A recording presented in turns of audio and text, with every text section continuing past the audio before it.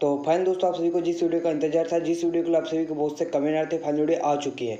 जी हाँ, तो यहाँ पर हम बात करने वाले कक्षा 12वीं का आपका जो फसल उत्पादन का आपका जो 7 मार्च 2025 को आपका जो पेपर होने वाला है, फसल उत्पादन का आपका जो वार्षिक का जो पेपर होने वाला है, उसमें आपको कौन कौन से क्वेश्चन पढ़ के आना है उसकी कंप्लीट जानकारी मैं आपको यहाँ पर बताने वाला हूँ। तो वीडियो बहुत ही इंपॉर्टेंट है।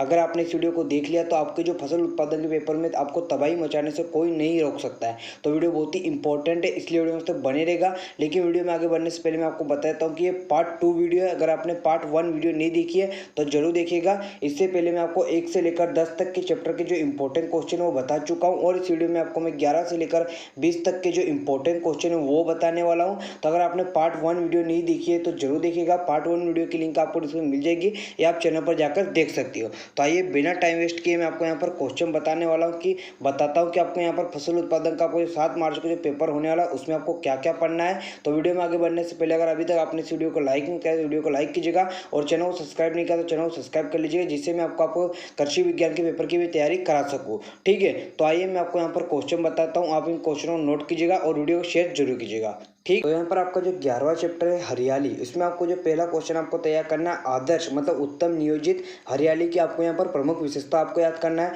तो यहाँ पर आप देख सकते हो आदर्श हरियाली की जो विशेषता है क्या है। एक आदर्श हरियाली में निम्नलिखित विशेषताएं होनी चाहिए। पहला है हरियाली अत्यंत सुंदर लगती हो तथा गद्दे का रूप धारण किए हो। ठीक है, तो यहाँ पर जो आपको पूछ सकता है कि हरियाली की आपको यहाँ पर विशेषता बताए, तो आपको यहाँ पर हरियाली की मैं आपको कितनी 2 विशेषता बता रहा हूँ। 2 नंबर का क्वेश्चन है, जरूर याद कीजिएगा। हरियाली अत्यंत सुंदर लगती हो तथा गद्दे का रूप धारण किए हो, और दूसरा नंगे पैर हरियाली पर चलने पर उसमें चुभन नहीं होनी चाहिए, अर्थात वो मुलायम हो। ठीक है, कहने का मतलब है कि हरियाली मुलायम होनी चाहिए। ठीक है, उसके बाद आपको यहाँ पर नेक्स्ट क्वेश्चन आपको तैयार करना है, मतलब इसी यहाँ पर हरियाली की विशेषता है जैसे कि 2 बता चुका हूँ। उसके बाद तीसरी क्या है, हरियाली की कटिंग करने के बाद वो शीघ्र ही वृद्धि करके चारों ओर फैल जाए। हरियाली में खरपतवार नहीं होनी चाहिए। हरियाली के अंदर खाली स्थान नहीं होना चाहिए। हरियाली की घास ऐसी होनी चाहिए जिस पर गर्मी, शीत तथा रोगों का कोई प्रभाव ना पड़े, अर्थात वो सदा एक जैसी लगे। ठीक है, तो यहाँ पर आप हरियाली की विशेषता आप नोट कर सकते हो।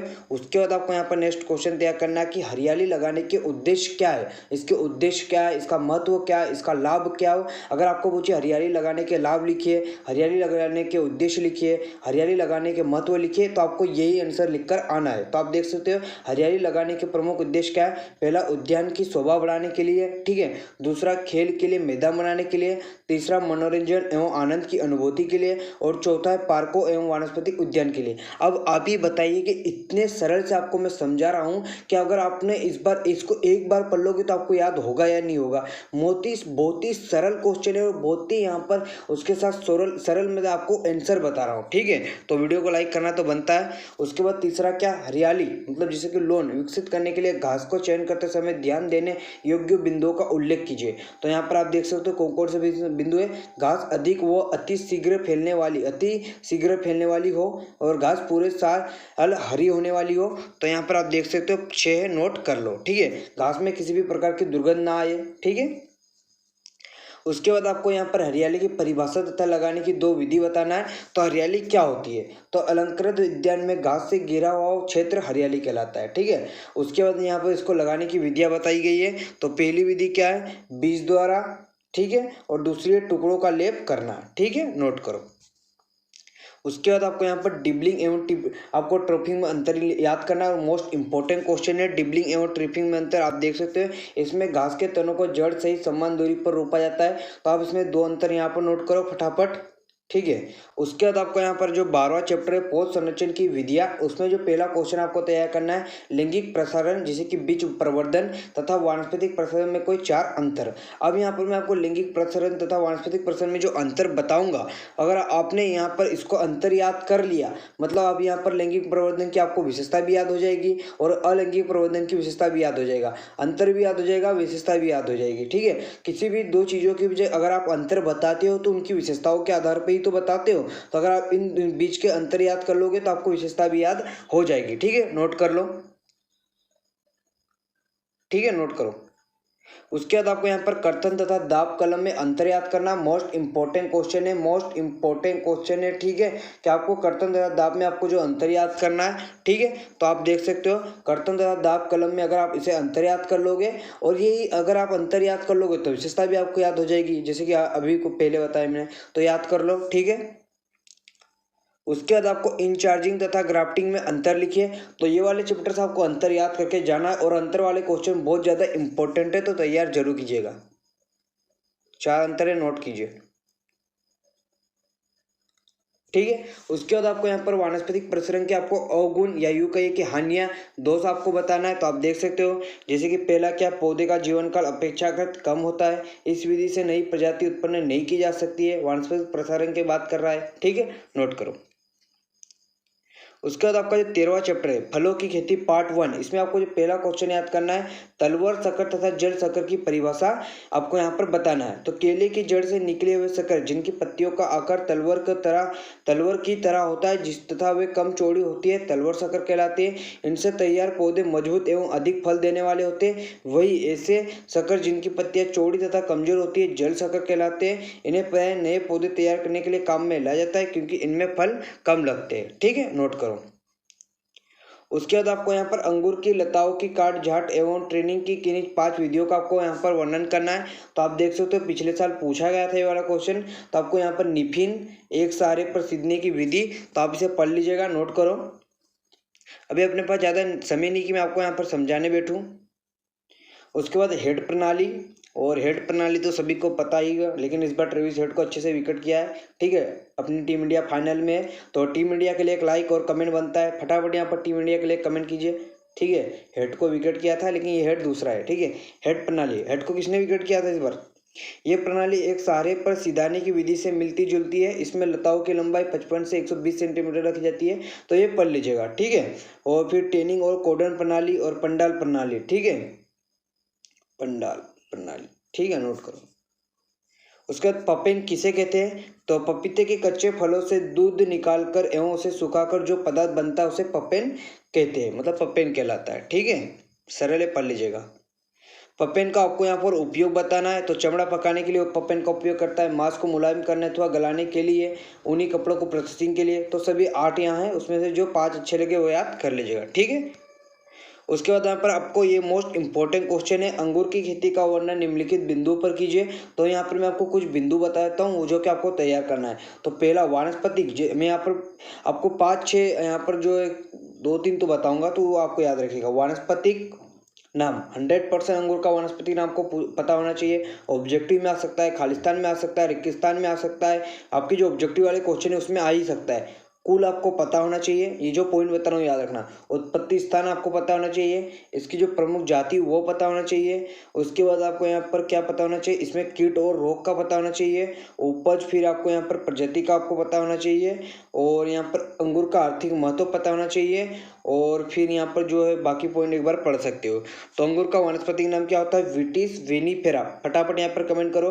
कुल की बात करें तो व्हाइट टेसी। इसका उत्पत्ति स्थान क्या है? इसका उत्पत्ति स्थान रूस का जो ओर्मुनिया क्षेत्र है उसमें अंगूर पाया जाता है, ठीक है। इसका जो प्रमुख जातियाँ यहाँ पर बताई गई अच्छे से, यहाँ पर मैंने आपके नोट्स बनाए, तो ज़्यादा आपको भटकने की जरूरत नहीं है, बस यहाँ पर पढ़ो इसको, ठीक है। ये फूलने और फलने का समय आपको पता होना चाहिए, और ये कौन से मतलब यहाँ पर क्या, ठीक है, नोट करो। उसी प्रकार आपको यहाँ पर केले की खेती का वानस्पतिक नाम पता होना चाहिए, क्या नाम है? तो आप यहाँ पर देख सकते हो, इसका जो वानस्पतिक नाम क्या है? मूसा सेपिएंटम, और जो कुल है कुल म्यूनसी, ठीक है, नोट करो, तो नोट करो, ठीक है। मैं आपको बताते जाता हूँ, थोड़ी देर रुकता हूँ, नोट करते जाइएगा। उत्पत्ति स्थान की बात करते हैं, मलाया प्रदेश तथा पूर्वी द्वीप में माने जाते हैं, नोट करो।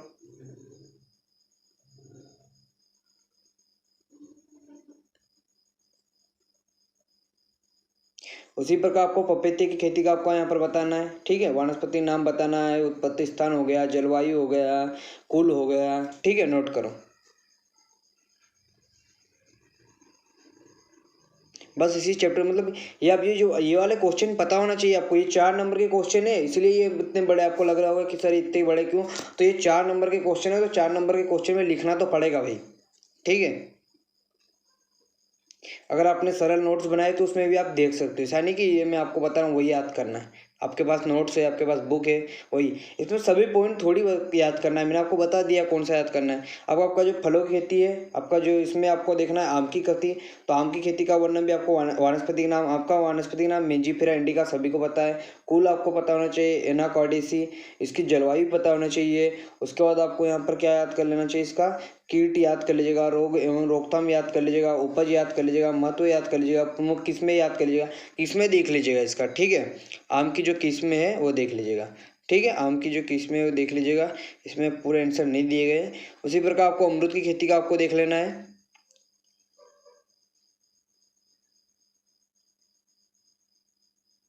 आंवला की खेती का देख लेना है।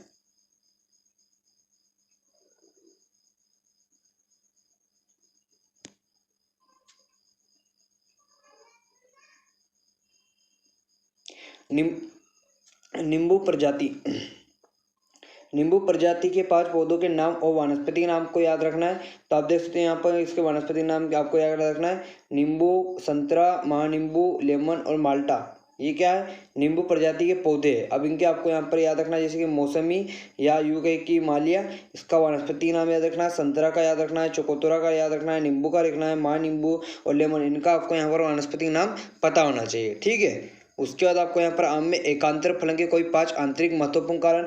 मोस्ट इंपॉर्टेंट क्वेश्चन, सबसे पहले आम का एकांतर फलन क्या होता है, मोस्ट इंपॉर्टेंट क्वेश्चन है ये। परिभाषा तो 100% आपको पूछेगा 2 नंबर में, तो जरूर याद रखिएगा। एकांतर फलन, आम के एकांतर फलन से आप क्या समझते हो? तो बहुत से फल, क्या है? बहुत से फल वृक्ष एक ऋतु में भरपूर फल उत्पन्न करते हैं और आगामी ऋतु में या तो बिल्कुल निष्फल हो जाते हैं तथा बहुत कम फल पैदा करते। वृक्षों के इस स्वभाव को एकांतर फलन कहते हैं। अब इसके कहने का मतलब क्या है? अब यहाँ पर मान लीजिए कि ये मान लीजिए ये क्या है, ये मान लीजिए ये, अभी इसको रखो, ठीक है, ये समझो। ये मान लीजिए, आप ये समझ लीजिए कि ये है 2022, क्या है ये 2022, और ये है 23 और ये 24। तो मान लीजिए कि 22 में आम, यहाँ पर ये पेड़ है, आम का पेड़ है। अब मेरे को पेड़ बनाते नहीं आ रहा, अब तुम मतलब पेड़ में यहाँ पे से बनाऊंगा तो समझ नहीं आएगा, ये पेड़ समझ जाए इसको, ठीक है। तो यहाँ पर आम, मान लीजिए यहाँ पर वो आम, यहाँ पर बहुत सारे आम लग गए इस पेड़ पे, ठीक है, बहुत सारे आम लग गए आपके, तो मजे आ गया, ठीक है। उसके बाद जो अगला साल है उसमें मतलब बस 2-3 लगे आम, मतलब ज़्यादा आम ही नहीं है। फिर बहुत सारे 2024 में बहुत सारे आम आए। तो ये जो आम है, किसी साल तो बहुत ज़्यादा आम लगते हैं, कि फिर उसके अगले ही साल आम नहीं लग रहे, उसके बाद फिर आम लग रहे। तो यही जो आम का जो ये जो प्रक्रिया, यही एकांतर फलन होती है। यहाँ पर आप देख सकते हो एकांतर, इसका अगर अच्छे से पढ़ोगे तो एकांतर मतलब एक और अंतर। तो यहाँ पर वही बता रहा है कि बहुत से फल एक वृक्ष में भरपूर फल उत्पन्न करते हैं और आगामी ऋतु में या तो बिल्कुल निष्फल हो जाते हैं अथवा बहुत कम फल पैदा करते हैं। वृक्षों के इस स्वभाव को एकांतर फलन कहते हैं, ठीक है। अब इसके क्या मतलब स्वभाव है, इसका क्या कारण है, वो यहाँ पर बताया गया है, ठीक है, नोट करो। लेकिन इंपॉर्टेंट क्वेश्चन है, ठीक है, याद रखिएगा। इसके निवारण के उपाय बताए गए हैं। उसके बाद आपको यहाँ पर नींबू का वानस्पतिक नाम एवं कुल पता होना चाहिए। तो नींबू का जो वानस्पतिक नाम है सिट्रस, और उसका जो कुल है क्या है, रूटेसी, सिट्रस ओरेनेटिफोलिया, ठीक है, नोट करो। उसके बाद आपको आपका जो अध्याय 15 है औषधीय पौधों की उत्पादन तकनीकी, उसमें आपको जो पहला क्वेश्चन तैयार करना है, सफेद मूसली का आपको वानस्पतिक नाम आपको पता होना चाहिए, उसका कुल पता होना चाहिए। तो सफेद मूसली का जो वानस्पतिक नाम क्या है, कोलोरोफाइटम, क्या है, बोरी विल एनम, और कुल क्या है, लिली एसी, ठीक है, नोट करो। उसके बाद आपको यहाँ पर हल्दी का वानस्पतिक नाम, तो ये ऑब्जेक्टिव वाले क्वेश्चन है, याद रखिएगा। हल्दी का वानस्पतिक नाम कुरकुमा, और कुरकुमा लोंगा, और कुल क्या है, जिंजी बरेसी, ठीक है। इस क्या है, इस बोगल का आपको वानस्पतिक नाम कुल पता होना चाहिए। तो वानस्पतिक नाम है प्लांटेगो ओटा, और कुल है प्लांटा जेनेसी, ठीक है। उसके बाद आपको यहाँ पर वच का वानस्पतिक नाम, तो वच का वानस्पतिक नाम है एकोरस, केलेकमस, और कुल है ओरेसी, ठीक है। अश्वगंधा का वानस्पतिक नाम विथानिया, और सोमिनिफेरा, कुल है सोलेनेसी। लहसुन का वानस्पतिक नाम इलियम सेटाइवम, और कुल अमारी लेडेसी। अध्याय 16 व्यवसायीकरण, क्या व्यावसायिक फसलों की खेती, व्यावसायिक फसलों की खेती। तो यहाँ पर पहला पूछा है लेमन घास का आपको वानस्पतिक नाम बताना है। तो लेमन घास का जो वानस्पतिक नाम है सिम्बो पोगान, और फूले कोसो ओसम, तथा कुले पोएसी, ठीक है। रतन जोत का आपको वानस्पतिक नाम कुल पता होना चाहिए। तो रतन जोत का वानस्पतिक नाम जेठोपा कर्कस, और कुल है योफोब्रियसी। आपको फिर यहाँ पर खस घास का वानस्पतिक नाम कुल बताया गया है। पुदीना का वानस्पतिक नाम कुल बताया गया है। सिंट्रोला घास का वानस्पतिक नाम कुल बताया गया है। फिर ये वाला क्वेश्चन भी नोट करो कि सिट्रोनोला घास के किस भाग से तेल निकाला जाता है, तो पत्तियों एवं परोड़ों से, ठीक है। सिट्रल घटक से संबंधित पौधे का नाम लेमन घास। मेथा का कुल लिमेसी, अध्याय 17 फल परीक्षण तकनीकी मोस्ट इंपॉर्टेंट क्वेश्चन है। अस्थायी तथा स्थायी परीक्षण में आपको अंतर याद रखना है। तो वही बात है कि आप इसका सिद्धांत परिभाषाएं लिख दो। स्थायी और अस्थायी परीक्षण का आपको अंतर याद रखना है। ठीक है, ये स्थायी का है और ये अस्थायी का है। ब्लाचिंग क्या है, इसके लाभ लिखिए। तो आप देख सकते हो डिब्बाबंदी से पहले फलों तथा सब्जियों को उबलते हुए पानी में निर्धारित समय तक डालने की क्रिया को उबलते पानी का उपचार या ब्लाचिंग कहते हैं। मोस्ट इंपॉर्टेंट क्वेश्चन, इसके लाभ क्या है। फल नरम तथा मुलायम हो जाते हैं। दूसरा, लसलसे पदार्थ तथा दुर्गंध बाहर निकल जाती है। जीवाणुओं की संख्या कम हो जाती है। तो याद रखिएगा। सुखाना तथा निर्जलीकरण में क्या अंतर है, तो ये मोस्ट इंपॉर्टेंट क्वेश्चन है, जरूर याद रखिएगा, आपको पूछा जाता है। मोस्ट इंपॉर्टेंट क्वेश्चन है। सन ड्राइंग और यहाँ पर जो डिहाइड्रेशन, क्या आपको ये बहुत ही इंपॉर्टेंट क्वेश्चन है, जरूर याद रखिएगा।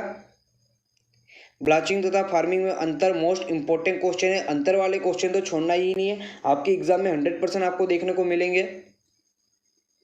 कैनिंग तथा बोतलिंग में आपको अंतर याद रखना है।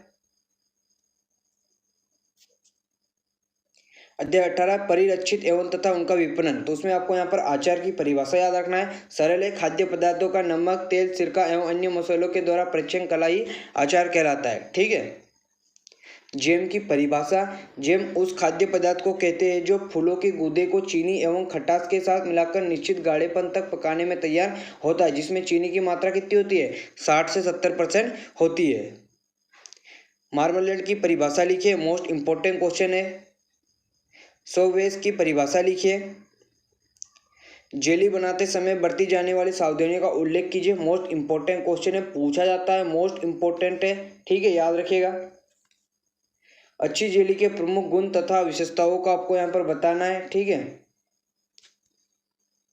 जैम तथा जेली में अंतर लिखिए। तो आप नोट कर सकते हो, जैम फलों के गूदे से तैयार किया जाता है, जेली फलों के रस से बनाई जाती है। तो बहुत ही सरल आंसर है। ठीक है। टमाटर का सॉस या केचप बनाने की विधि पिछले साल पूछा गया था। टमाटर को सॉस बनाते समय आवश्यक सावधानियां। अमरूद की जेली बनाने की विधि को चरणबद्ध कोई 5 बिंदुओं में लिखिए, मोस्ट इंपॉर्टेंट क्वेश्चन है, नोट कर लो।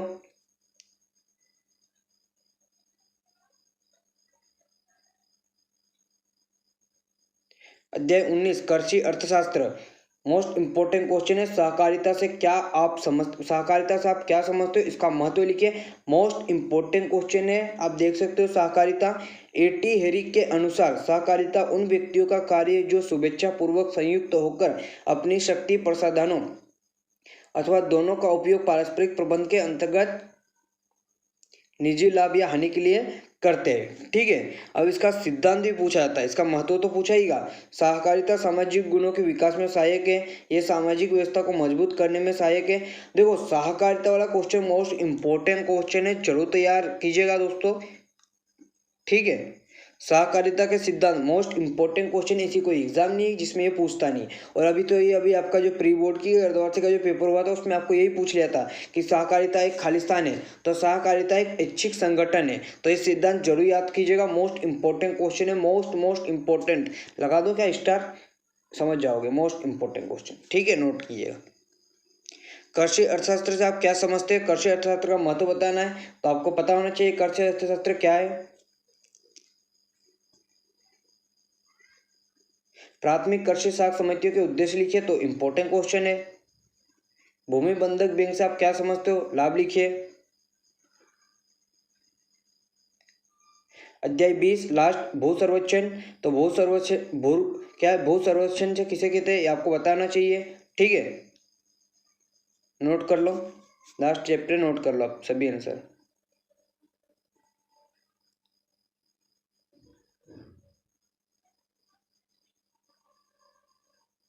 ठीक है। क्षेत्र पुस्तिका किसे कहते हैं। यहाँ पर मैंने आपको 11 से लेकर 20 तक के जो इंपॉर्टेंट क्वेश्चन है वो बताए। इससे पहले मैं आपको बता चुका हूँ कि 1 से लेकर 10 तक के जो इंपॉर्टेंट क्वेश्चन है मैं इससे पहले आपको मैं बता चुका हूँ। तो अगर आपने पार्ट 1 वीडियो नहीं देखी तो अभी जाइए, पार्ट 1 वीडियो की लिंक आपको डिस्क्रिप्शन मिल जाएगी। और यहाँ पर मैंने आपको 11 से लेकर 20 तक के जो इंपॉर्टेंट क्वेश्चन है वो बता दिए। अब इस प्रकार मैंने आपको यहाँ पर 1 से लेकर 20 तक के जो इंपॉर्टेंट क्वेश्चन है वो सभी के सभी क्वेश्चन बता दिए। अगर आपने इन क्वेश्चन को अच्छे से तैयार कर लिया तो आपका जो फसल उत्पादन का पेपर है उसमें आप तबाही मचाने वाले हो। अगर आप इसका पीडीएफ डाउनलोड करना चाहते हो तो आप हमारे टेलीग्राम चैनल रूपसेप क्लास के माध्यम से कर सकते हो। इसके अलावा कुछ डाउट या क्वेश्चन है तो इंस्टाग्राम पर आकर डीएम कर सकते हो। इंस्टाग्राम की लिंक भी आपको उसमें मिल जाएगी, ठीक है। और यहाँ पर मैं आप सभी को बता देता हूँ कि अगर आपने बोर्ड एग्जाम स्पेशल चैनल को सब्सक्राइब नहीं किया तो बोर्ड एग्जाम स्पेशल चैनल को सब्सक्राइब जरूर कर लीजिएगा। बोर्ड एग्जाम स्पेशल चैनल आप सभी को मोस्ट इंपॉर्टेंट चैनल है, तो बोर्ड एग्जाम स्पेशल चैनल को सब्सक्राइब जरूर कीजिएगा। और वीडियो को लाइक नहीं, वीडियो को लाइक कीजिएगा। टेलीग्राम चैनल को ज्वाइन जरूर कर लीजिएगा, इंस्टाग्राम पर फॉलो जरूर कर लीजिएगा। तो अभी के लिए इतना ही, मिलते हैं में। जय हिंद।